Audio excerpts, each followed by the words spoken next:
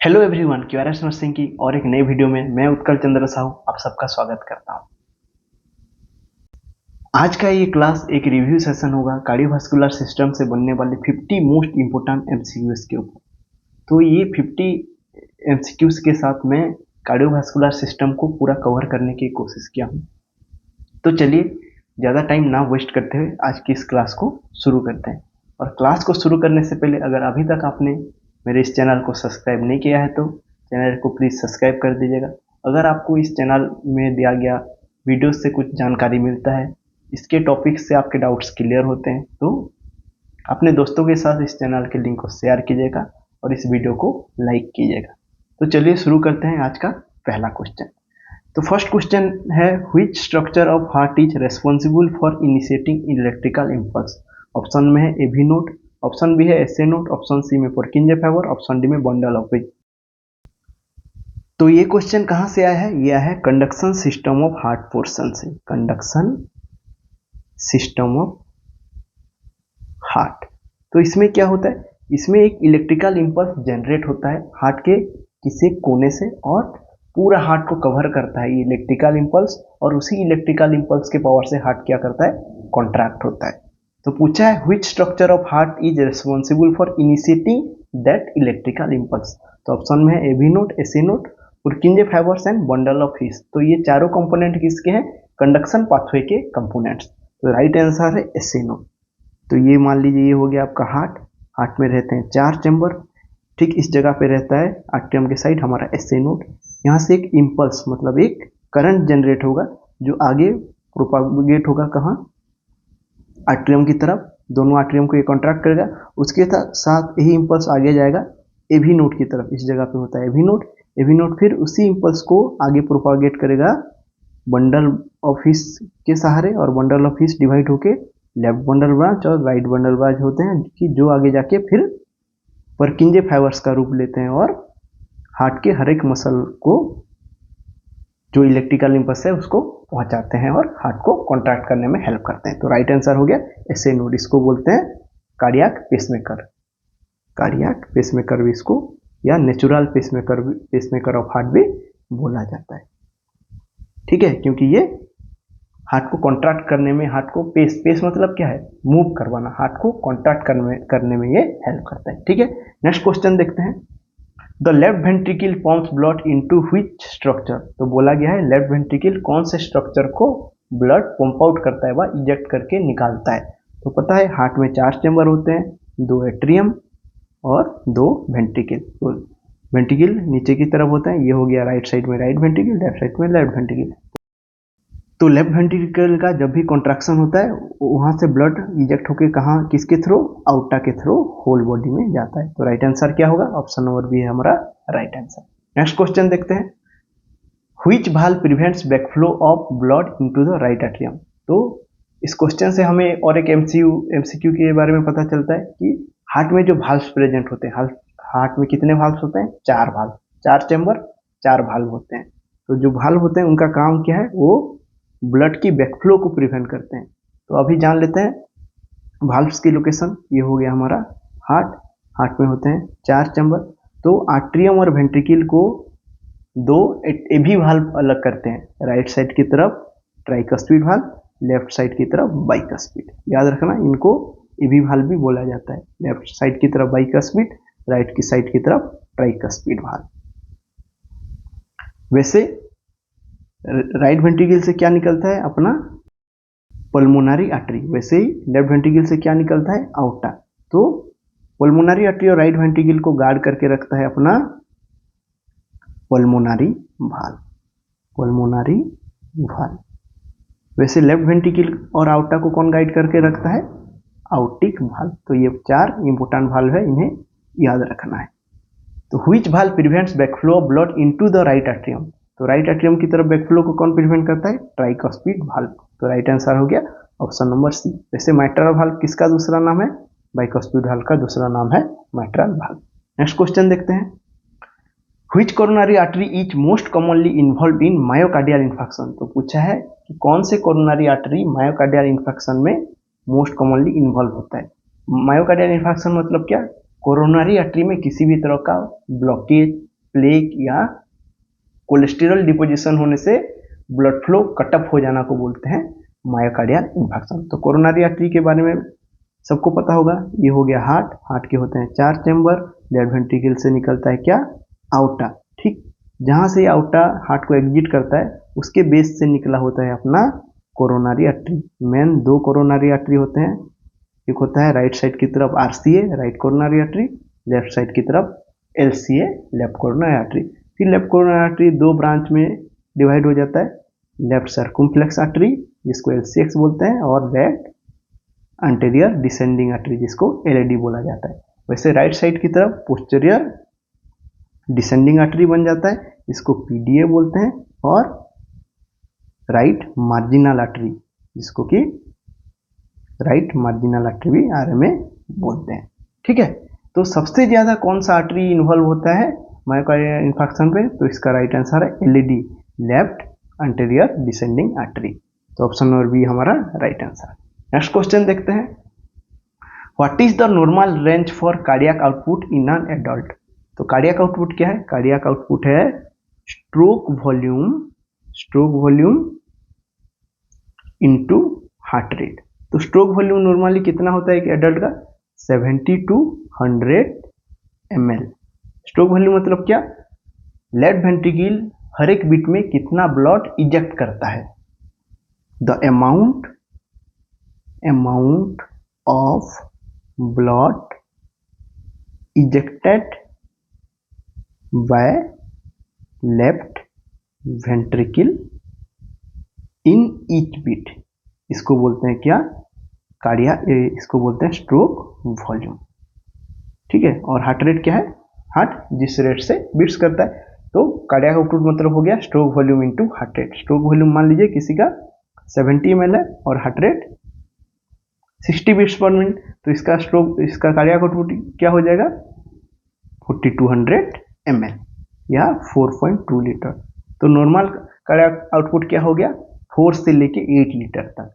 तो option number B हमारा right answer है। नेक्स्ट क्वेश्चन देखते हैं, which phase of the cardiac cycle is the longest. तो क्वेश्चन ने पूछा है कार्डियक साइकिल का कौन सा फेज सबसे लंबा है, जिसका ड्यूरेशन सबसे ज्यादा है। तो cardiac cycle, normal cardiac cycle 0.8 second का होता है। इस 0.8 सेकेंड में हार्ट में 4 एक्टिविटीज होते हैं। क्या क्या, फर्स्ट हो गया आर्ट्रियल सिस्टोल।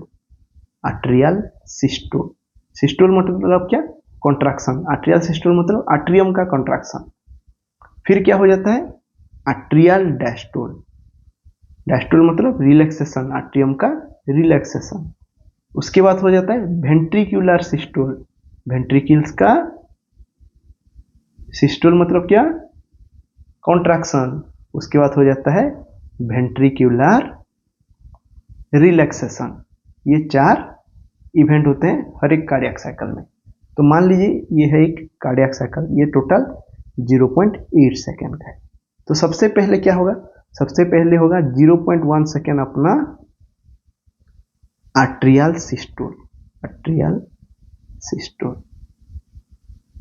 फिर क्या होगा, आर्ट्रियल सिस्टोल जैसे खत्म हो जाता है, बाकी रेस्ट बच जाता है 0.7 सेकेंड के लिए आर्ट्रियल डायस्टोल। मतलब आर्ट्रियल डायस्टोल कितना होगा 0.7 सेकेंड तक, 0.7 आर्ट्रियल डायस्टोल। तो यही 0.8 सेकेंड में वेंट्रिकल के साइड क्या एक्टिविटी होता है, जैसे ही अपना आर्ट्रियल सिस्टोल खत्म हो जाता है तुरंत ही क्या शुरू हो जाता है वेंट्रिकुलर सिस्टोल। तो 0.1 से लेके 0.4 तक क्या होता है अपना वेंट्रिकुलर सिस्टोल। तो वेंट्रिकुलर सिस्टोल कितना टोटल ड्यूरेशन हो गया 0.3 सेकेंड। बाकी जो रेस्ट 0.4 सेकेंड बच गया वो उसमें क्या होता है वेंट्रिकुलर डायस्टोल। ठीक है, तो मैं आशा करता हूं आप सबको थोड़ा बहुत समझ में आ रहा होगा। क्वेश्चन में पूछा which phase of cardiac cycle is longest. अगर इस ऑप्शन में होता आर्ट्रियल डायस्टोल तो सबसे लॉन्गेस्ट होता है आर्ट्रियल डायस्टोल, क्योंकि वो होता है 0.7 सेकेंड का। ऑप्शन में क्या क्या है, ऑप्शन में atrial systole, ventricular systole, isovolumetric contraction and ventricular diastole. तो इसमें राइट आंसर होगा ऑप्शन नंबर डी इस एमसीक्यू के लिए वेंट्रिकुलर डायस्टोल है सबसे लॉन्गेस्ट। अगर पूरा कार्डियक साइकिल में सबसे लॉन्गेस्ट ड्यूरेशन किसका है तो आंसर होगा अपना आर्ट्रियल डायस्टोल, जो कि 0.7 सेकंड का होता है। ठीक है, नेक्स्ट एमसीक्यू देख। नेक्स्ट एमसीक्यू है the Frank Starling law states that. Option में है the greater the myocardial stretch, the greater the force of contraction. Option B है increased after load decreases cardiac output. Option C है heart rate is independent of stroke volume. Option D है a decrease in preload increases stroke volume. इसमें right answer है option number A. Frank Starling law क्या बोलता है, heart muscle जितना stretch होगा, myocardium जितना स्ट्रेच होगा, उतना जोर से वो रिकॉइल होगा, तो फोर्स ऑफ कॉन्ट्रैक्शन भी उसी हिसाब से बढ़ेगा। ठीक है, नेक्स्ट क्वेश्चन देखते हैं। Baroreceptors that help regulate blood pressure are located in. तो क्वेश्चन में पूछा है बारो रिसेप्टर्स के बारे में। बारो जिस वर्ड पे लगता है उसका मतलब है प्रेशर, तो बारो रिसेप्टर मतलब हो गया प्रेशर रिसेप्टर्स, जो कि प्रेशर को सेंस करते हैं और अपना जो हार्ट का कॉन्ट्रैक्शन है उसको रेगुलेट करते हैं। तो ये बारो रिसेप्टर्स कहाँ पे, बॉडी के कौन से लोकेशन पे पाया जाता है? ऑप्शंस में है carotid sinus and optic arch. Option B है right atrium and ventricle. Option C है AC node and AV node. Option D है कोरोनरी आर्टरीज। तो इसका राइट आंसर है baroreceptors carotid sinus and carotid arch पे मिलते हैं। ठीक है, सॉरी ऑप्टिक आर्क पे मिलते हैं। जो आर्क ऑफ आउट है उसमें बारो रिसेप्टर्स सबसे ज्यादा पाया जाता है। उसके अलावा और कहाँ पे बारो रिसेप्टर्स मिलते हैं? अपने पल्मोनरी आर्टरी पे। ठीक है, next question, which electrolyte is most responsible for myocardial depolarisation? Option में है sodium, potassium, calcium and magnesium. तो हमेशा याद रखना सबसे ज्यादा इंपॉर्टेंट रोल होता है सोडियम का मायोकार्डियल कॉन्ट्रैक्शन में। उसके बाद नेक्स्ट इंपॉर्टेंट रोल होता है अपने कैल्शियम आयन का। ठीक है, नेक्स्ट क्वेश्चन देखते हैं। The QRS complex on A ECG represent. तो ईसीजी में सबको पता होगा क्या होता है, सबसे पहले होता है पी वेव, उसके बाद आता है क्यूआरएस कॉम्प्लेक्स, उसके बाद आता है टी वेव। तो जो क्यूआरएस कॉम्प्लेक्स है ईसीजी में वो किसको रिप्रेजेंट करता है? वो करता है वेंट्रिकुलर डिपोलराइजेशन, या उसको बोलते हैं वेंट्रिकुलर सिस्टोल को, या फिर कॉन्ट्रैक्शन बोल सकते हैं। तो राइट आंसर क्या होगा? ऑप्शन नंबर सी अपना राइट आंसर।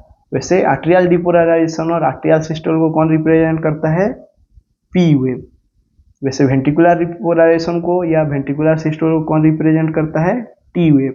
बाकी रह गया आर्ट्रियल डिपोलराइजेशन, इसके लिए कोई वेव नहीं है, क्योंकि ये जो वेव है वो क्यूआरएस कॉम्प्लेक्स के अंदर ये खो जाता है, हमें पता नहीं चल पाता है। ठीक है, नेक्स्ट क्वेश्चन है which cardiac biomarker is most specific for myocardial infarction. तो ये क्वेश्चन है, ये थोड़ा कंट्रोवर्शियल है, क्योंकि इसमें केवल पूछा है मोस्ट स्पेसिफिक। तो मोस्ट स्पेसिफिक होने से वैसे तो राइट आंसर होता CKMB, लेकिन most specific plus most reliable होता है अपना ट्रॉप आई, जिसको ट्रोपोनिन आई बोलते हैं। स्पेसिफिक मतलब क्या कि केवल मायोकार्डियम डैमेज होने से ही कौन सा बायोमार्कर रिलीज होता है। तो केवल मायोकार्डियम डैमेज होने से अपना ट्रॉप आई भी रिलीज होता है, अपना CKMB भी रिलीज होता है। लेकिन CKMB अपना पीक लेवल पकड़ने के लिए कम से कम 12 से 18 घंटा लग जाते हैं, लेकिन ट्रॉप आई 3 आवर में अपना पीक पकड़ लेता है। तो जल्दी हमें कैसे पता चलेगा किसी को हार्ट अटैक आया है? ट्रॉप आई से। इसीलिए most specific and most reliable अगर क्वेश्चन में होगा तो हमारा आंसर होगा ट्रॉप आई। ठीक है, और मायोग्लोबिन, कोई भी मसल डैमेज होने से क्या होता है? मायोग्लोबिन रिलीज होता है, क्योंकि मायो मतलब मसल, ग्लोबिन मतलब प्रोटीन। तो इसमें हमें स्पेसिफिसिटी पता नहीं चलता है कि हाँ हार्ट मसल डैमेज हुआ है, किडनी मसल डैमेज हुआ है, या लिवर मसल डैमेज हुआ है, क्योंकि मायोग्लोबिन कोई भी मसल डैमेज होने से रिलीज होता है। समझ में आ रहा है? नेक्स्ट क्वेश्चन देखते हैं। ST segment elevation in leads 2, 3 and AVF indicates MI in which location? तो इसमें इस MCQ से क्या पता चलता है कि ECG हमें MI का लोकेशन भी बता सकता है। तो इसको याद रखने के लिए एक टेक्निक है SALI, इस हिसाब से याद रखना। उसके बाद लिखते जाना V1 V2 V3 V4 V5 V6 और लीड 1 लीड 2 लीड 3। उसके बाद लिखना क्या? AVL AVF। तो क्वेश्चन में क्या पूछा है? Lead 2, 3 and AVF। 2, 3 and AVF किसको? आई फॉर इंफीरियर वाल MI, मतलब इंफीरियर वाल पे मायोकार्डियम डैमेज हो रहा है, इसका लोकेशन कौन बता सकता है? Lead 2, 3 and AVF। तो राइट आंसर होगा ऑप्शन नंबर सी। इस हिसाब से अगर क्वेश्चन में आया होता कि V3 एंड V4 में ST एलिवेशन है तो हमारा आंसर क्या होता, अंटीरियर वॉल में MI होने का चांस है। ठीक है, नेक्स्ट क्वेश्चन देखते हैं। Which intervention is the priority in acute MI management? तो क्वेश्चन है which intervention is priority, तो इसमें प्रायोरिटी के ऊपर क्वेश्चन है। तो हमें सबको पता है कि MI का मैनेजमेंट होता है MONA, मोना फॉर क्या, मॉर्फिन, ऑक्सीजन, नाइट्रोग्लिसरीन और नाइट्रेट प्रिपरेशन और एस्पिरिन।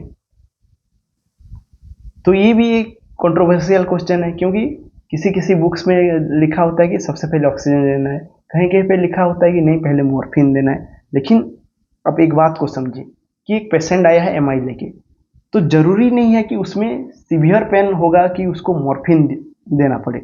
ठीक है, तो मान लीजिए एक इंडिविजुअल आया है MI लेके, कि जरूरी नहीं है कि उसमें इतना पेन होगा कि उसको मॉर्फिन देना पड़े, क्योंकि किसी डायबिटिक पेशेंट को अगर MI हो रहा है तो उसमें उतना पेन नहीं होता है, उसको पता नहीं चलेगा, क्योंकि डायबिटीज में क्या होता है नर्व एंडिंग्स सब डिस्ट्रॉय हो जाते हैं, या किसी ओल्ड एज पेशेंट में नर्व एंडिंग्स उतने एक्टिव उतने अच्छे नहीं होते कि उसको पेन सेंसेशन उतना पता चलेगा। ठीक है, तो जरूरी नहीं है मॉर्फिन देना। फिर हर इंडिविजुअल में क्या ऑक्सीजन हंगर नहीं होता है MI की वजह से, तो हर किसी में ऑक्सीजन भी देना जरूरी नहीं है। लेकिन किसी को भी MI हुआ तो उसमें क्या कोरोनरी आर्टरी में ब्लॉकेज श्योर हुआ होगा, और वो ब्लॉकेज को क्लियर कैसे करते हैं, एस्पिरिन देके। तो इसमें राइट आंसर होगा क्या, एडमिनिस्ट्रेटिंग एस्पिरिन। तो प्रायोरिटी मैनेजमेंट क्या है, एस्पिरिन देना, एंटीप्लेटलेट देना। ठीक है, तो राइट आंसर होगा इसमें ऑप्शन नंबर बी। अगर आपको लगता है कि ये आंसर गलत हो सकता है तो आप कमेंट सेक्शन में इसके आर्गुमेंट के ऊपर कमेंट करें ताकि क्लियर हो सके कि एक्चुअली में आंसर क्या होना चाहिए। मैं अपने एम्स के कार्डियोलॉजिस्ट के साथ बात किया तो उन्होंने बोला कि एडमिनिस्ट्रेटिंग एस्पिरिन हमारा प्रायोरिटी मैनेजमेंट होना चाहिए। अगर इस क्वेश्चन में आता है कि हाँ वो ब्रीथलेस हो रहा है, SOB लेके आया है, तो तभी हम उसमें ऑक्सीजन को प्रायोरिटी देते। ठीक है, नेक्स्ट क्वेश्चन देखते हैं। A contraindication to thrombolytic therapy in MI। Thrombolytic therapy मतलब क्या, कि खून को हम पतला करेंगे, जो थ्रोम्बस फॉर्मेशन हुआ है उसको हम डाइल्यूट करेंगे, उसको डिजेनरेट करेंगे। तो MI में थ्रोम्बोलाइटिक थेरेपी का एक कॉन्ट्राइंडिकेशन क्या है। ऑप्शन में है एज ऑफ 60, ऑप्शन बी है history of GI bleed, option C है डायबिटीज मेलिटस, ऑप्शन डी है स्टेबल एंजाइना। तो हम थ्रोम्बोलाइटिक थेरेपी देते हैं तो देने से क्या होगा, ब्लीडिंग का चांस बढ़ जाता है। तो ऑलरेडी अगर किसी का GI ब्लीडिंग का हिस्ट्री है तो उसमें थ्रोम्बोलाइटिक थेरेपी नहीं देते हैं।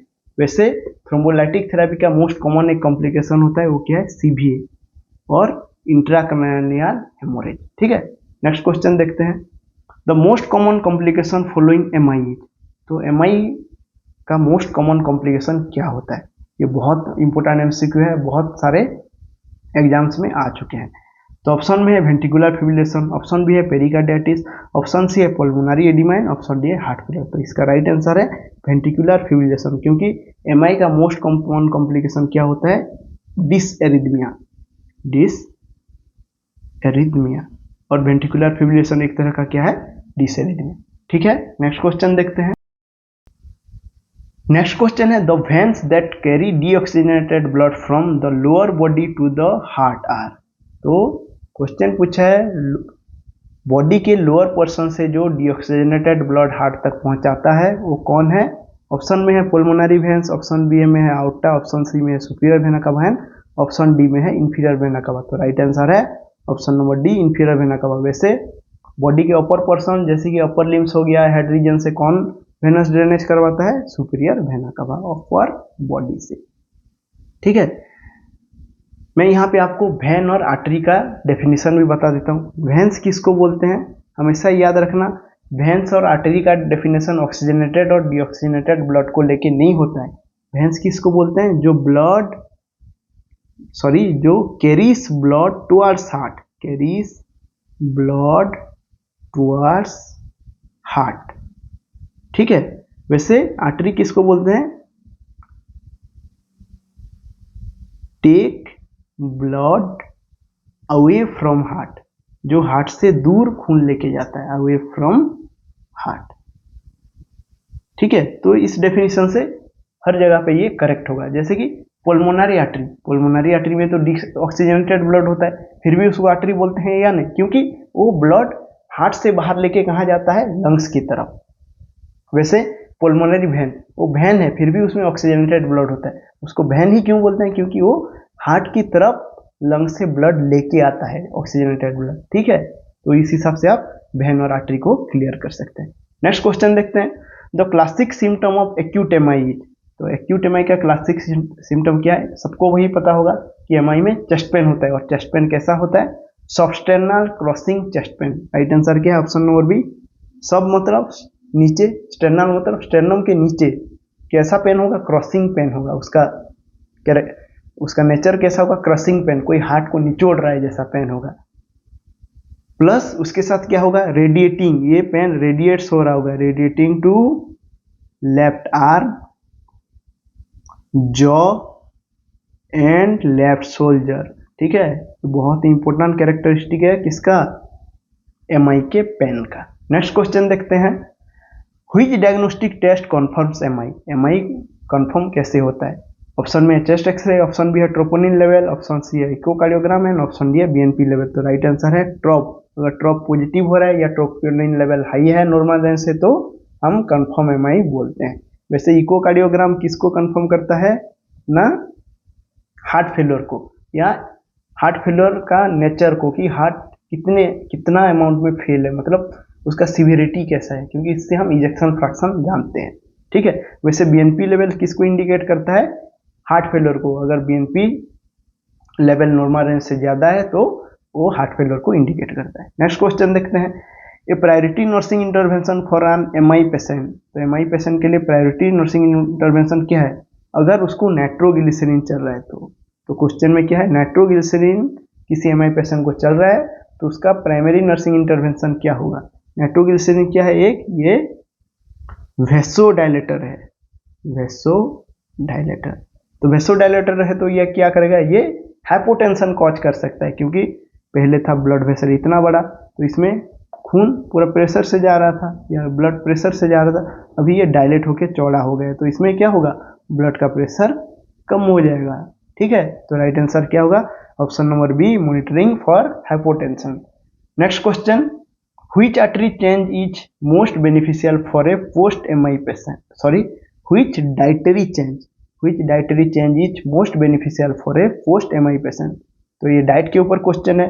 ऑप्शन में high sodium low potassium diet, option B है low sodium low cholesterol diet, option C है high fat high protein, option D है low carbohydrate high fibre diet. तो पोस्ट एमआई पेशेंट के लिए हमेशा लो सोडियम और लो कोलेस्ट्रॉल डाइट एडवाइस करना चाहिए, क्योंकि ज़्यादा कोलेस्ट्रॉल देने से फिर से एमआई होने का चांस है, और हाई सोडियम डाइट देने से क्या, उसका हाइपोटेंशन होने का चांस है। तो राइट आंसर है option number B. Next question है, which condition most commonly causes left sided heart failure. तो क्वेश्चन में आया है लेफ्ट साइडेड हार्ट फेलियर का मोस्ट कॉमन कॉज क्या है।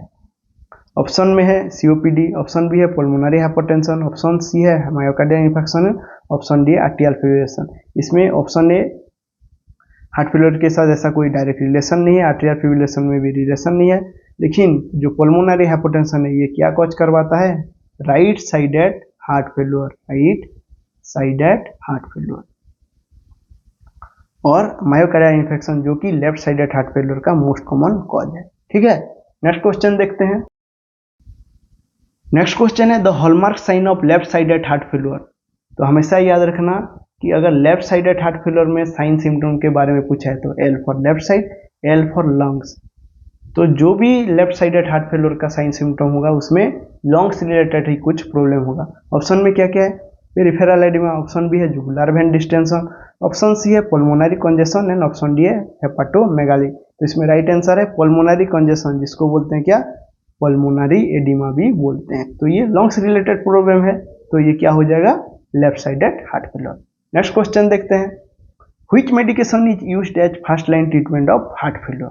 तो हार्ट फेलियर का फर्स्ट लाइन ट्रीटमेंट में कौन सा मेडिकेशन को काम में लिया जाता है। ऑप्शन में है एस इनहिबिटर्स, ऑप्शन बी में है बीटा ब्लॉकर, ऑप्शन सी में है डायरेटिक्स एंड ऑप्शन डी में है डीऑक्सिन। तो हार्ट फेलियर में क्या होता है कि बॉडी में एक्स्ट्रा वाटर रह जाता है, बॉडी क्या हो जाता है एडिमेटर्स, क्योंकि हार्ट पंप करके ब्लड को किडनी तक नहीं पहुंचा पाता है, उसकी वजह से क्या वाटर सब किडनी से नहीं एक्सक्रीट आउट हो पाते हैं, तो बॉडी में वाटर लेवल बढ़ते जाता है। तो इसको क्लियर करने के लिए फर्स्ट लाइन ऑफ मैनेजमेंट है डायूरेटिक्स देना। उसके साथ हार्ट फेलियर है तो हार्ट की कॉन्ट्रैक्टिलिटी का कम हो जा रहा है, तो उसको इंक्रीज करने के लिए काम में डीऑक्सिन लिया जाता है।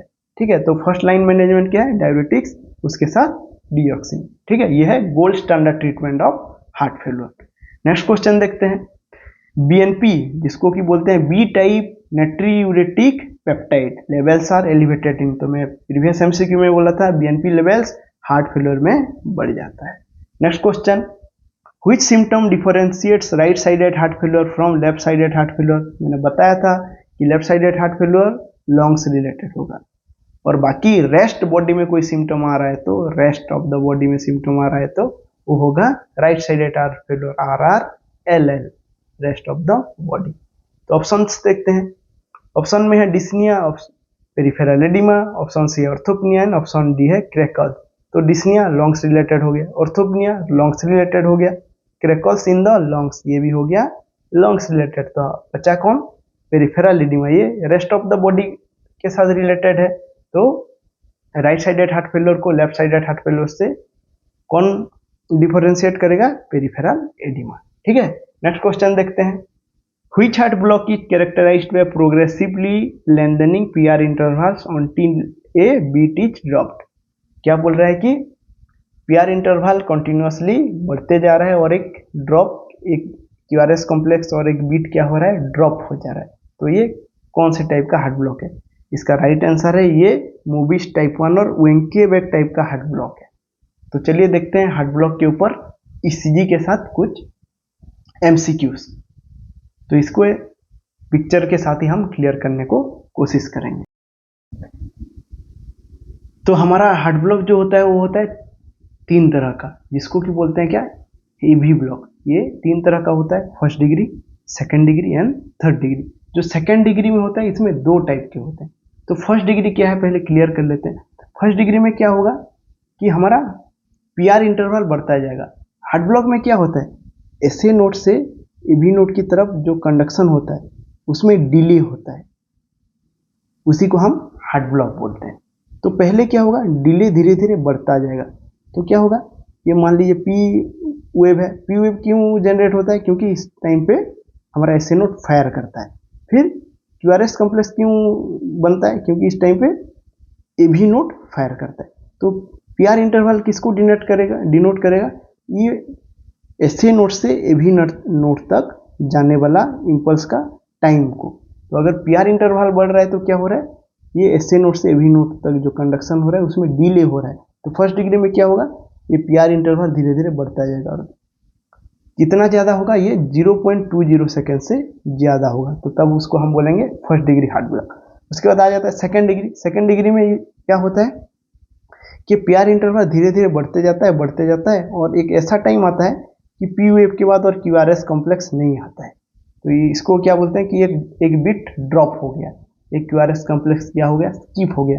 तो ये हो गया second degree heart block मोबिस type 1, और जिसको बोलते हैं वेंकेबेक टाइप ऑफ हार्ट ब्लॉक।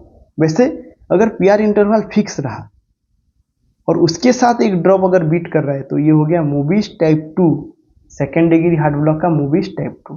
फिर आ जाता है अपना कंप्लीट हार्ट ब्लॉक और थर्ड डिग्री हार्ट ब्लॉक। इसमें क्या होता है कि P वेव और QRS कॉम्प्लेक्स में कोई भी रिलेशन नहीं होता है।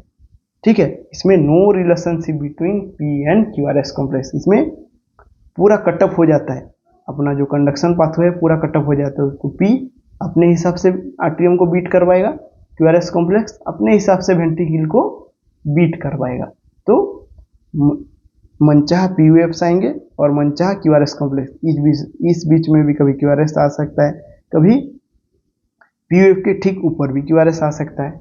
समझ रहे हैं ना, ये हो जाता है अपना हार्ट ब्लॉक्स। नेक्स्ट क्वेश्चन देखते हैं, which heart block requires immediate pacemaker placement. Option में है फर्स्ट डिग्री, ऑप्शन बी है Mobitz type 1, option C Mobitz type 2, option D third degree. तो थर्ड डिग्री और कंप्लीट हार्ट ब्लॉक में हमें immediate pacemaker जरूरत पड़ता है।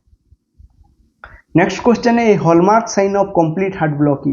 तो कंप्लीट हार्ट ब्लॉक का हॉलमार्क साइन क्या है, ऑप्शन में है wide QRS complex, option B में है PR इंटरवल भार greater than 0.2 second, option C में है no association between POFs and QRS complex and ST elevation.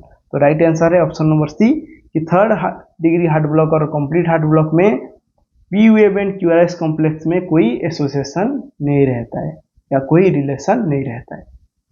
Next question देखते हैं, a patient with symptomatic bradycardia in heart block should receive. तो एक patient को क्या सिम्टोमेटिक ब्राडिकार्डिया हो रहा है, किसके वजह से, हार्ट ब्लॉक की वजह से। तो सिम्टोमेटिक ब्राडिकार्डिया होने से उसका एक ही ड्रग ऑफ चॉइस है, वो है एट्रोपिन। तो ऑप्शन नंबर बी अपना राइट आंसर। नेक्स्ट क्वेश्चन देखते हैं, the most common cause of third degree heart block in elderly patient. तो एल्डरली पेशेंट में थर्ड डिग्री हार्ट ब्लॉक होने का मोस्ट कॉमन कॉज क्या है? ऑप्शन में है लाइम डिजीज, ऑप्शन बी है MI, ऑप्शन सी है हाइपोकैलेमिया और ऑप्शन डी है हाइपोथायरॉयडिज्म। तो राइट आंसर है option number B MI। MI है most common cause of third degree heart block in elderly patient. Next question है, which drug class is contraindicated in heart failure. तो heart failure में कौन से drug class को contraindicated करते हैं? Option A में है डिजोक्सिन, ये तो ड्रग ऑफ चॉइस है। ऑप्शन बी में है calcium channel blocker, option C में है डायरेटिक्स, डायरेटिक्स भी काम में लिया जाता है हार्ट फेलियर में। ऑप्शन डी में है नॉन ऑफ दिस। तो इसमें राइट आंसर है कैल्शियम चैनल ब्लॉकर। क्यों? क्योंकि कैल्शियम हार्ट को कॉन्ट्रैक्ट करने के लिए चाहिए। अगर हम हार्ट फेलियर में कैल्शियम चैनल ब्लॉकर दे देंगे और हार्ट फेलियर में वैसे भी क्या अपना जो हार्ट है धीरे धीरे कॉन्ट्रैक्ट कर रहा है, उसके ऊपर हम अगर कैल्शियम चैनल ब्लॉकर दे देंगे तो हार्ट का कॉन्ट्रैक्शन और भी कम हो जाएगा। ठीक है, इसीलिए कैल्शियम चैनल ब्लॉकर काम में नहीं लेते हैं हार्ट फेलियर में। ठीक है, नेक्स्ट क्वेश्चन देखते हैं, which medication prevents platelet aggregation in cardiovascular disease. तो क्वेश्चन आया है एंटी प्लेटलेट के ऊपर। तो ऑप्शन में हमें एंटी प्लेटलेट ढूंढना है। ऑप्शन ए है एस्पिरिन, ऑप्शन बी है डिओक्सिन, ऑप्शन सी है वारफारिन एंड ऑप्शन डी है हेपारिन। तो इसमें राइट आंसर है ऑप्शन नंबर ए एस्पिरिन। ये एक एंटी प्लेटलेट एजेंट है, ये प्लेटलेट का एग्रीगेशन एक्टिविटी को कम कर देता है। वैसे बाकी ऑप्शन है डिओक्सिन, ये तो हार्ट फेलियर में काम में लिया जाता है, ये कार्डियक ग्लाइकोसाइड है। वारफारिन और हेपारिन ये क्या है? ये है एंटी कोआगुलेंट्स। ठीक है, नेक्स्ट क्वेश्चन देखते हैं, which anti hypotensive is safest in pregnancy. Question में आया है प्रेगनेंसी में कौन सा anti hypotensive drug of choice है। ऑप्शन में है एस इनहिबिटर्स, ऑप्शन बी में है ARBs जिसको कि एंजियोटेंसिन 2 रिसेप्टर ब्लॉकर्स भी बोलते हैं, और है methyl dopa and beta blockers. तो इसमें राइट आंसर है option number C methyl dopa. ठीक है, बहुत ही इंपॉर्टेंट MCQ है, इसको याद रखना है। नेक्स्ट क्वेश्चन है, a patient with arterial fibrillation is prescribed warfarin. तो क्वेश्चन में देखिए पेशेंट को क्या हो रहा है, एफिब हो रहा है और उसको क्या प्रेस्क्राइब है, वारफारिन, और इसका एक कंपनी नाम ब्रांड नेम है Coumadin. Which statement by the patient indicates need for further teaching. बहुत ही इंपॉर्टेंट क्वेश्चन है, पूछा है नीड फॉर फर्दर टीचिंग, और जहाँ पे भी यही स्टेटमेंट होगा उसका मतलब है इसमें हमें गलत स्टेटमेंट को ढूंढना है, फॉल्स और इनकरेक्ट स्टेटमेंट को ढूंढना है। ठीक है, नीड फॉर फर्दर टीचिंग मतलब क्या कि हमें उस पेशेंट को और भी बताना पड़ रहा है, मतलब वो कुछ गलत बोला होगा। तो ऑप्शन में क्या क्या है, I will have my INR level check regularly, correct है क्योंकि वारफारिन खा रहा है तो PTINR लेवल चेक करना है। ऑप्शन बी है I should eat the same amount of leafy green daily, पूछ रहा है कि लीफी ग्रीन वेजिटेबल्स डेली खाना है। और ऑप्शन सी है I will take ibuprofen for headache and instead of aspirin. सही है क्या? नहीं, क्योंकि आइबुप्रोफेन और एस्पिरिन दोनों ही कौन से ग्रुप के हैं, NSAID, और NSAID क्या करवाता है, अल्सर करवाता है, स्टोमक अल्सर, तो वहाँ पे ब्लीडिंग होने का चांस है, और पेशेंट पहले से वारफारिन ले रहा है। तो अगर वो ऑप्शन नंबर सी बोलेगा तो क्या होगा, उसको हमें और भी बताना पड़ेगा कि नहीं तुम्हें एस्पिरिन या आइबुप्रोफेन नहीं खाना है, तुम्हें दूसरा कुछ है पेन किलर्स काम में लेना है। ठीक है, तो राइट आंसर हो गया अपना option number C, I will need to report any signs of unusual bleeding to my provider. हाँ, ये बताना है कि कोई भी अनयूजुअल ब्लीडिंग होने से हेल्थ केयर प्रोवाइडर डॉक्टर को बताना है, क्योंकि इस वारफारिन ले रहा है तो उसमें ब्लड ज़्यादा थिन होने का चांस है। नेक्स्ट क्वेश्चन देखते हैं, a nurse is monitoring a patient receiving IV एम्योडेरोन। क्या रिसीव कर रहा है, IV एम्योडेरोन। एम्योडेरोन क्या काम करता है, ये अट्रियल फिब्रिलेशन, अट्रियल फ्लटर कंडीशन में इसको काम में लेते हैं। फॉर वेंटिकुलर टैकीकार्डिया, और किसमें, वेंटिकुलर पल्सलेस नहीं, वेंटिकुलर टैकीकार्डिया विथ पल्स, जैसे कि पीएसवीटी हो गया और एसवीटीस हो गया, इसमें भी अमेडोरन काम में लेते हैं। Which adverse effect should the nurse report immediately, तो कौन सा एडवर्स इफेक्ट अगर पेशेंट में दिखेगा तो नर्स को इमीडिएटली रिपोर्ट करना है। ऑप्शन में स्किन डिस्कलरेशन, ऑप्शन बी में है productive cough and shortness of breath, option C है नोजिया वोमिटिंग, ऑप्शन डी है फटीग एंड डिजीनेस। तो इसका राइट आंसर है option number B, productive cough and shortness of breath. ये एक सीरियस साइड इफेक्ट है किसका, एम्यूडेरन का। उसके साथ और एक सीरियस साइड इफेक्ट क्या है, हाइपोटेंशन भी ये कॉज करवाता है। ठीक है, नेक्स्ट क्वेश्चन है, a patient is prescribe digoxin for heart failure, which finding request immediate intervention. तो सबको पता है डिजॉक्सिन देने से पहले हम क्या चेक करते हैं, उसका हार्ट रेट चेक करते हैं। तो इसमें तो हार्ट रेट सही है, ये अगर बिलो 60 होता तो इसमें हम डिजॉक्सिन नहीं देते। उसके बाद क्या है, सेरम पोटेशियम लेवल। तो डिजॉक्सिन क्या करता है, ये हाइपोकैलेमिया कॉज करता है, ऑलरेडी इसमें हाइपोकैलेमिक है। उसके अलावा इसमें और एक ऑप्शन देखिए, mild nausea vomiting and blood vision, ये किसका साइन है, ये डिओक्सिन टॉक्सिसिटी का। तो इसमें प्रायोरिटी होगा अपना ऑप्शन नंबर सी। अगर ऑप्शन नंबर सी नहीं होता तो नेक्स्ट प्रायोरिटी होता अपना ऑप्शन नंबर बी। ठीक है, डिओक्सिन लेवल 1.0 नैनोग्राम, ये विद इन नॉर्मल रेंज है। तो इसमें ऑप्शन नंबर सी होगा हमारा प्रायोरिटी नंबर 1 राइट आंसर। उसके बाद होगा सेरम पोटेशियम लेवल, क्योंकि अपना जो डिजॉक्सिन होता है बॉडी से कैसे एक्सक्रीट होता है, वो पोटेशियम के साथ बाइंड होके।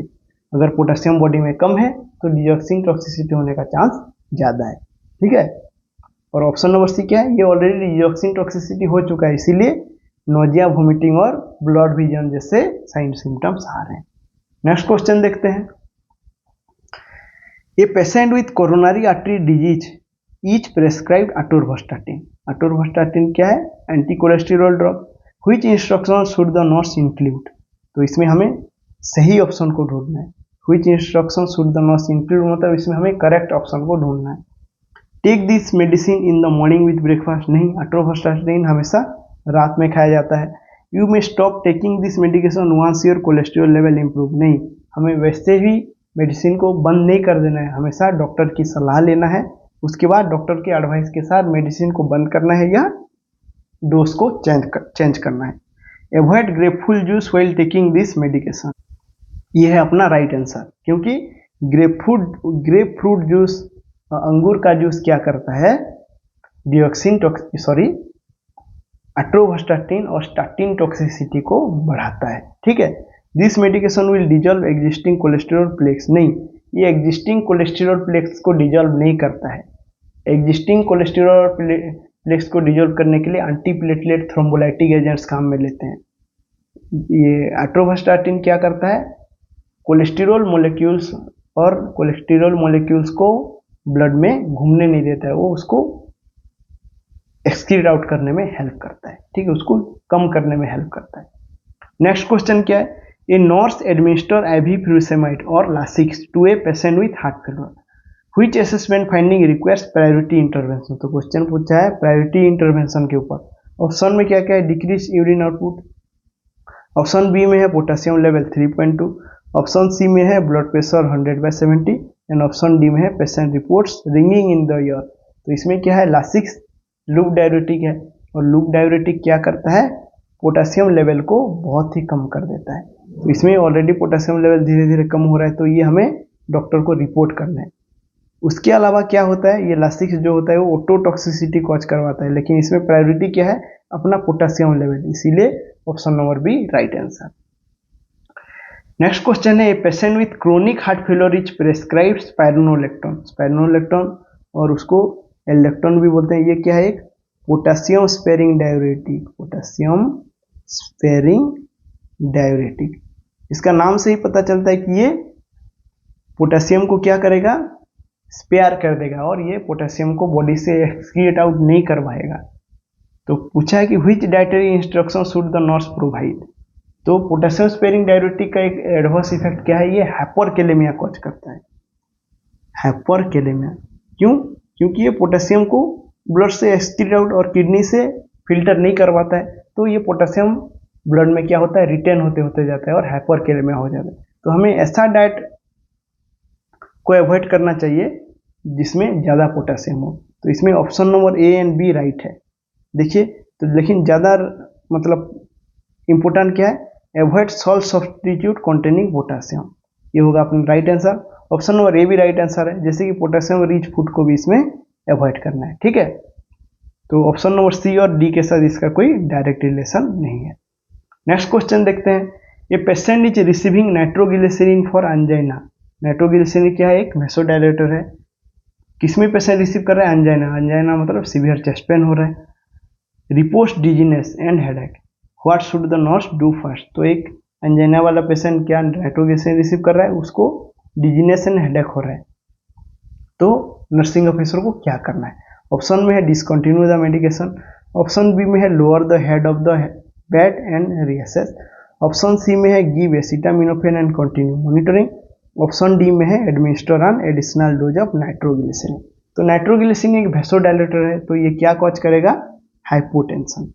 हाइपोटेंशन, तो हाइपोटेंशन की वजह से क्या हो रहा है, उसको डिजीनेस एंड हेडेक हो रहा है। तो इसमें क्या करना है, हमें हेड को लोअर कर देना है। तो उससे क्या होगा, हेड लोअर हो जाने से वेनस ड्रेनेज बढ़ेगा और बीपी हमारा इंप्रूव करेगा और ब्रेन को ज़्यादा से ज़्यादा ब्लड और ऑक्सीजन मिलेगा, जिससे हेड रीलिंग और हेडेक कम होगा। तो राइट आंसर हो गया option B. Option number A कभी भी राइट नहीं होगा, क्योंकि बिना डॉक्टर के एडवाइस के कभी भी कोई मेडिकेशन को हम स्टॉप नहीं करते। ठीक है, इसमें हेडेक हाइपोटेंशन की वजह से हो रहा है, इसीलिए एसिटामिनोफेन भी इसमें कोई काम का नहीं रहेगा। एडमिनिस्टर एडिशनल डोज नाइट्रोग्लिसरीन नहीं, और नाइट्रोग्लिसरीन देने से क्या होगा, और वेसोडायलेट होगा और भी हाइपोटेंशन कॉज करेगा। नेक्स्ट क्वेश्चन है, the condition characterized by the narrowing of arteries due to plaque buildup is called. तो किसी आर्टरी में, ज़्यादातर कोरोनरी आर्टरी में प्लेक की बिल्डअप, मतलब ऐसे कोलेस्ट्रॉल होगा, उसके ऊपर क्या कैल्शियम का डिपोजिशन हो जाएगा, तो इसको बोलते हैं प्लेक। और इसी कंडीशन को क्या बोलते हैं, प्लेक की फॉर्मेशन होने को, इसको बोलते हैं अर्थेरोस्क्लेरोसिस। तो इस क्वेश्चन के लिए राइट आंसर है ऑप्शन नंबर बी। ठीक है, नेक्स्ट क्वेश्चन देखते हैं, a patient presents to the emergency department with hypertensive crisis. क्या हो रहा है, हाइपरटेंसिव क्राइसिस में क्या अनकंट्रोल्ड बीपी होगा, अनकंट्रोल्ड हाई बीपी, जैसे कि 220/130 mm of Hg, and is prescribe nitroprusside infusion, which of the following is the most critical nursing assessment while administering the drug. तो नाइट्रोक्लोसाइड क्या है, नाइट्रोक्लोसाइड भी एक तरह का वैसोडायलेटर इफेक्ट देता है, ये वैसोडायलेटर ग्रुप से है। तो अगर ये नाइट्रोक्लोसाइड दे रहे हैं तो इसका क्या हो सकता है, टॉक्सिसिटी हो सकता है। टॉक्सिसिटी के ऊपर ये एमसीक्यू है, तो ऑप्शन नंबर ए इसका राइट आंसर है। इसमें क्या साइनाइड टॉक्सिसिटी होने का चांस है। उसके अलावा क्या है, सडन बीपी ड्रॉप कर जाने का भी चांस है। अगर ऑप्शन में सडन बीपी ड्रॉप कर देने का जैसे ऑप्शन होता है, जैसे कि कंटिन्यूस बीपी मॉनिटरिंग होता है या लुक फॉर हाइपोटेंशन होता, तो वो सब भी अपना राइट आंसर होता है। ठीक है, नेक्स्ट क्वेश्चन देखते हैं, a nurse is providing discharge instruction to a patient who has been prescribed clopidogrel following a stent placement, which statement by the patient indicates need further teaching. Further teaching मतलब क्या, इसमें हमें incorrect statement को ढूंढना है। तो patient को क्या दिया जा रहा है, क्लोपिडोग्रेल। ये क्या है, एक एंटीप्लेटलेट। क्यों एंटीप्लेटलेट जा रहा है, क्योंकि उसको अभी रिसेंटली स्टेंट प्लेसमेंट हुआ है। स्टेंट प्लेसमेंट मतलब क्या, मान लीजिए ये कोरोनरी आर्टरी है, इसमें ब्लॉकेज हो गया है, तो हम क्या पीसीआई करते हैं या फिर पीटीसीए करके क्या इसमें स्टेंट डालते हैं। स्टेंट डाल के इस आर्टरी को हम डायलेट करते हैं। ठीक है, इसके डायमीटर को बढ़ाते हैं, जिससे ब्लड फ्लो में ईज होता है, वह आसानी होता है। तो क्वेश्चन क्या पूछा है कि क्लाइंट एक स्टेटमेंट दे रहा है जो कि गलत है। तो ऑप्शन में क्या क्या है, I should take this medication with food to prevent stomach upset. ये सही ऑप्शन है, क्योंकि एंटीप्लेटलेट जैसे कि एस्पिरिन हो गया, क्लोपिडोग्रेल हो गया, इसको एम्प्टी स्टोमक में नहीं लेना है, इसको हमेशा खाने के बाद या खाने के साथ लेना है। I need to stop taking this medication before my upcoming dental procedure. Option C बोला है this medication helps prevent blood clots from forming in my stent. Option D है I should report any unusual bleeding और breathing to my doctor. Option C भी ये correct है, क्योंकि एंटीप्लेट क्या करता है, ब्लड क्लॉट्स को फॉर्म होने नहीं देता है। कहाँ पे, स्टेंट के अगल बगल। और क्या है, ऑप्शन डी भी करेक्ट है, क्योंकि एंटीप्लेट खा रहे हैं और अनयूजुअल ब्लीडिंग हो रहा है, तो हमें डॉक्टर को बताना है। क्यों, क्योंकि एंटीप्लेटलेट ब्लड को पतला कर देता है, और उसको और भी खाते रहेंगे और कहीं से ब्लीडिंग हो रहा है तो हमारा क्या एक्सेसिव ब्लड लॉस होने का चांस है। लेकिन ऑप्शन नंबर बी, हमें कभी भी बिना डॉक्टर के परमिशन के किसी भी मेडिकेशन को बंद नहीं करना है। अगर हमारा कोई डेंटल प्रोसीजर है, कोई सर्जरी है, तो पहले हमें डॉक्टर को बताना है कि हम एंटीप्लेटलेट खाते हैं या कुछ ब्लड थिनर्स खाते हैं, तो उस हिसाब से वो डोज को एडजस्ट करेगा या डोज को बंद करेगा सर्जरी के 1 दिन या 2 दिन पहले। ठीक है, तो ऑप्शन नंबर बी इसमें राइट नहीं होगा, हमें खुद से ही कोई मेडिसिन को बंद नहीं करना है। नेक्स्ट क्वेश्चन देखते हैं, a patient diagnosed with chronic heart failure is prescribe furosemide. Furosemide क्या है? एक loop diuretic. Which of the following electrolyte imbalance is nurse most concern about. तो लूप डायरेटिक का सबसे बड़ा एक साइड इफेक्ट होता है हाइपोकैलेमिया, ये पोटेशियम को भी किडनी से फिल्टर आउट कर देता है। तो राइट आंसर होगा option number C, hypokalaemia. Next question है, a nurse is assessing a patient with aortic stenosis. क्या हो रहा है? आउटिक स्टेनोसिस। स्टेनोसिस मतलब क्या है? इसमें वाल्व कंप्लीटली क्लोज नहीं हो रहे हैं और कंप्लीटली ओपन नहीं हो रहे हैं, स्टक होके रह गए हैं। तो which of the following finding would the nurse expect upon auscultation of the heart. तो आउटिक स्टेनोसिस में याद रखना है option number B, systolic ejection murmur at the second intercostal space, ये सुनाई देता है। ठीक है, नेक्स्ट क्वेश्चन देखते हैं, a patient with history of arterial fibrillation. क्या है? आर्टेरियल फिब्रिलेशन का हिस्ट्री है, prescribe digoxin. Which of the following assessment finding should prompt the nurse to withhold the medication and notify the provider. तो digoxin देने से पहले हमें क्या देखना होता है? हार्ट रेट की ब्राडी ना हो। कोई एडल्ट पेशेंट है, उसमें 60 से कम अगर हार्ट बीट हो तो हम डिजॉक्सिन नहीं देते हैं। और कौन सा heart rate? Apical pulse rate, और जो हमारा 5th इंटरकोस्टल स्पेस में एपिकल साइट है उसमें ही हम हार्ट रेट को चेक करेंगे, उसके बाद ही डिजॉक्सिन देंगे। तो राइट आंसर होगा apical heart rate of 48 beats per minute, ये होगा। तो हम डिजॉक्सिन नहीं देंगे क्योंकि डिजॉक्सिन हार्ट रेट को और भी कम कर देता है, लेकिन कॉन्ट्रैक्टिलिटी को बढ़ाता है, मतलब फोर्स ऑफ कॉन्ट्रैक्शन को बढ़ाएगा लेकिन हार्ट रेट को ये डाउन कर देगा। ठीक है, नेक्स्ट क्वेश्चन है, nurse is providing patient education on beta blockers for a patient with hypertension. Which statement by the patient indicates an understanding of the medication. Question में है अंडरस्टैंडिंग ऑफ द मेडिकेशन, तो इसमें हमें correct statement को देखना है। और patient को क्या चल रहा है? बीटा ब्लॉकर्स चल रहा है। बीटा ब्लॉकर्स मतलब बीटा एंड्रोजेनिक ब्लॉकर्स, जो हार्ट के ऊपर जो और ब्लड वेसल के ऊपर जो बीटा एंड्रोजन्स के रिसेप्टर्स होते हैं, जो कि एडीआर और नोराट के रिसेप्टर्स होते हैं, उसको ये ब्लॉक कर देता है। तो क्या होगा? जब बीटा रिसेप्टर्स ब्लॉक हो जाएंगे तो क्या हो सकता है? हार्ट रेट अपना कम होगा, और क्या वेसल सब इसमें डायलेट होंगे, तो हार्ट रेट और बीपी इसमें कम होगा। तो ऑप्शन नंबर ए हमारा करेक्ट आंसर नहीं है। ठीक है, और क्या है? This medication helps by increasing the force of heart contraction. नहीं, ये हार्ट का कॉन्ट्रैक्शन फोर्स को ये इंक्रीज नहीं करेगा क्योंकि ये बीटा ब्लॉकर है, ये उसका उल्टा काम कर सकता है। और क्या है? I should stop taking this medication suddenly if I experience dizziness. नहीं, किसी मेडिकेशन को सडनली स्टॉप नहीं करना है बिना डॉक्टर के एडवाइस के, तो ये भी नहीं होगा। लेकिन ऑप्शन नंबर बी इसमें राइट आंसर है, क्योंकि बीटा ब्लॉकर्स हमेशा खाने के साथ ही लेते हैं क्योंकि ये स्टोमक अपसेट करता है। तो राइट आंसर है ऑप्शन नंबर बी। ठीक है, बीटा ब्लॉकर का 1-2 एग्जाम्पल है, जैसे कि प्रोप्रानोलॉल, एटिनोलॉल और क्या मेटोप्रोलॉल। ठीक है, नेक्स्ट क्वेश्चन है, 60 year old patient with history of coronary artery disease is admitted with complaints of fatigue, exceptional dyspnea and bilateral lower extremity swelling. Which of the following lab values would help confirm diagnosis of heart failure? तो इसमें direct question है कि कौन सा lab value heart failure diagnosis को confirm करता है। Option में है डी डायमर, ऑप्शन बी में है ट्रोपोनिन, ऑप्शन सी में है बीएनपी लेवल, ऑप्शन डी में है क्रिएटिनिन काइनेज। तो राइट आंसर है option number C, BNP level ही हार्ट फेलियर डायग्नोसिस में काम में लिया जाता है। नेक्स्ट क्वेश्चन है, varicose vein occurs due to. Varicose veins मतलब क्या है कि हमारा जो लोअर लिम्ब में जो ब्लड वेसल्स है उसमें क्या वेनस रिटर्न और नहीं होगा, सब ब्लड स्टेगनेंट होकर रह जाएंगे और क्या ये ब्लड सब थिक हो जाएंगे, तो जिसके वजह से वेरिकोस वेन की कंडीशन आएगा। और ये इसका कारण, सबसे मेन कारण क्या है? वीकेनिंग ऑफ वेनस वाल्व्स। याद होगा मैं जब ब्लड कार्डियक सिस्टम का स्टार्टिंग में पढ़ा रहा था तब क्या बताया था कि हमारा जो वेन्स होते हैं उसमें भी यूनिडायरेक्शनल वाल्व्स होते हैं, जिसके कारण क्या ब्लड ऊपर की तरफ जाते हैं और नीचे बैकफ्लो होने का चांस नहीं रहता है। तो अगर ये भाल्व सब वीकेंड हो जाएंगे तो और ब्लड ऊपर जा पाएगा जल्दी से नहीं, हमेशा स्टेगनेंट होके रह जाएंगे वेनस ब्लड सब कहाँ पे, लोअर लिम्स पे। तो उसके कारण क्या वेरिकोस वेन्स होने का चांस बढ़ जाएगा।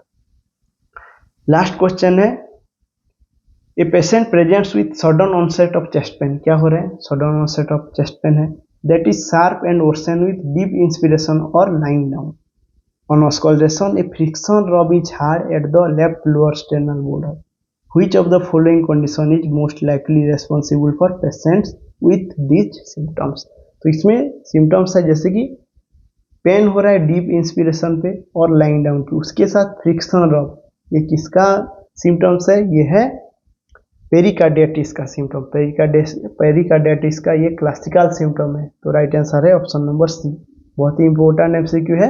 तो ये था अपना मोस्ट 50 इंपॉर्टेंट एमसीक्यू सब कार्डियोवास्कुलर सिस्टम, जो कि बहुत सारे कॉम्पिटिटिव एग्जाम्स में रिपीट हुए हैं और आने वाले एग्जाम्स में भी ये रिपीट होने के चांस बहुत हैं। तो अगर आपको ये वीडियो अच्छा लगा तो चैनल को लाइक शेयर और सब्सक्राइब जरूर कीजिएगा। Thank you.